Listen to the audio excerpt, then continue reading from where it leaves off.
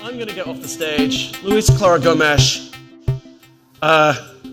Let's see us out towards lunch. Thanks for staying. Big round of applause. Can you hear me well? Yeah, I think I can hear myself. I'm sorry to be the opening act before lunch. I don't like to be in this position. So I decided to make it light and maybe focus this on a tale about insurance policies. Does that sound good? Cool.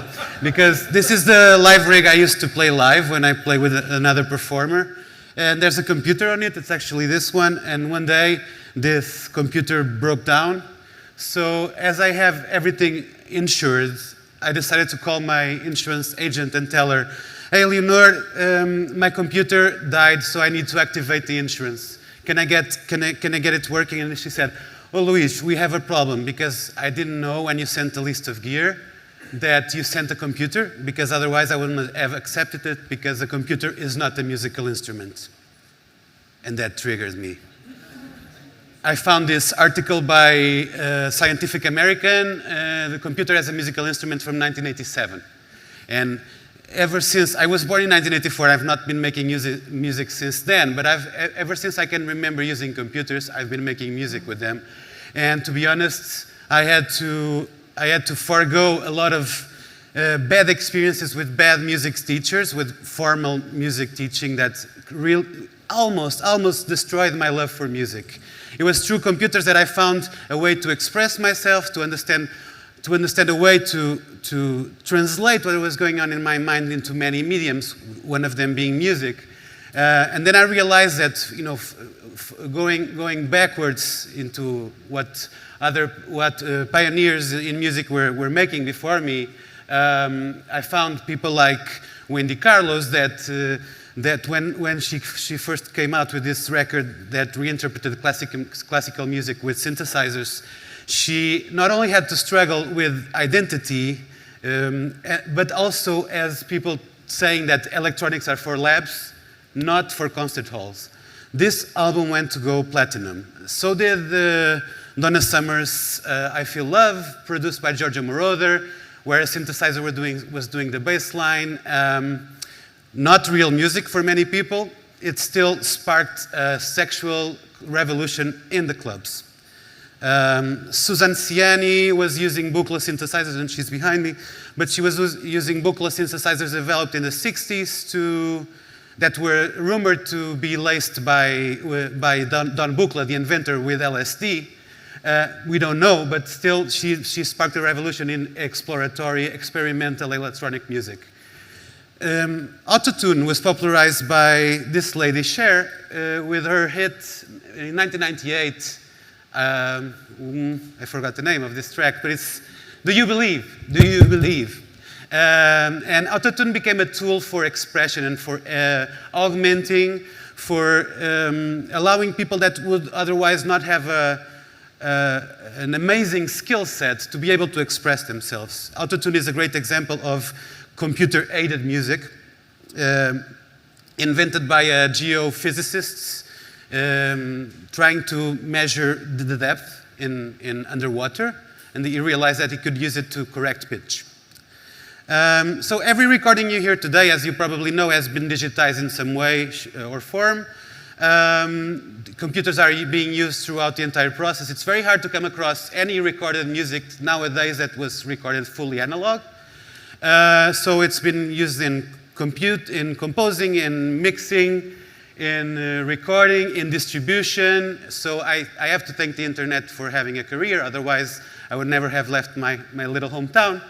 And we're living in an era of computer-aided music. I'm constantly asked in my field, how is AI affecting my field? It's the question everybody's asking me. And I think every creative is being asked the same question in their fields. And I think it's probably affecting all of our lives as consumers, as creators. It's inevitable. As consumers, we are having to deal with piercing through the noise, and this is through competing with AI slop. Everybody's seen how ugly these things look, but they're starting to look less and less ugly, sound a little bit better every iteration.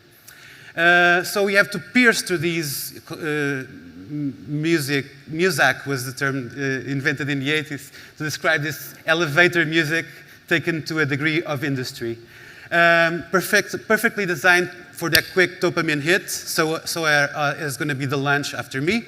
How can I compete as a musician with it took me a lifetime to perfect my craft. I'm still perfecting it. I'm far from having it perfected. And how can I compete with something that you just prompt and create instantly? If a human is playing in the dark forest, do I really make a noise? Does that human really make a noise? Is anyone listening? Well, LLMs are listening because they're mining all the data we're making. At least someone is listening. It's great. All of our creations, at least someone's going to listen to make the beautiful models, the foundational models that you use. If that recording's on the internet, so this lonely recording will be part of this huge data set that is going to feed the next tool that you use to make music. So if we all use these LLMs to make art, are we creators? Are we artists? I would argue yes, that's my standpoint. If there is an intention, it is art. Some people might disagree. This banana was glued to a wall by Mauricio Catalan, and I can perfectly take a prompt and remix it and make it mine. This is my watermelon. And this raises, of course, the question of authorship. How can we trace authorship? How is it tracked? Blockchain, the previous revolution, was supposed to fix all of that. That was the great thing. Blockchain is going to fix copyright. Here we are. Blockchain is the previous revolution, and it hasn't fixed copyright. We would promise it will be a silver bullet for many things, for whoever is writing our books, taking our photos, directing our films, composing our music.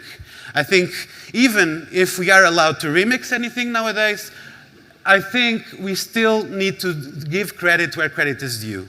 And this was this famous test of Will Smith eating spaghetti is 2023 versus 2025. I think this is Google Veo 3. So you see how far this has come. So even if you think, oh no, it's slop, I'm going to perfectly distinguish between the AI-generated music and the real thing. The truth is, it's getting very, very difficult to tell the difference. I think in blind studies, we're only separating 62%, I think, 62% of the generations. We found them to be, we correctly classify them as AI. That's almost like 50-50, almost like a coin toss. So we're going to be it's a matter of time till all our entertainment is overrun by AI in every industry. Movies, video games, music, all of these industries will be massively revolutionized. I'm not going to be paying it. I'm not going to be a spectator. I want to be involved in it. But I also wanted to credit the authors from which we derive our works. So where does that leave me? As an artist, I'm jumping between states. I'm amazed at the multitude of things I can do with these tools, and sometimes I'm paralyzed by all the noise I have to pierce through to make my voice heard. So I'm not going to be the defensor of AI in every field of my life, but I'm going to be an adopter. I'm going to be looking to do more and more live shows, which are uniquely irrepeatable performances that have to be experienced in person, and speaks to the point that we are all here collected in a place, in a physical space, sharing an experience, because that's the only way to actually create the beautiful hormones that make us happy and feel fulfilled. You'll find me playing in the middle of the audience, creating a feedback loop between the performers and the audience, and curating the entire experience so it's immersive, from sound to light. Sometimes when we have the chance, we even curate the scent that you're smelling in the room. This is where I'll be, where you'll find me, and thank you. Have a good lunch.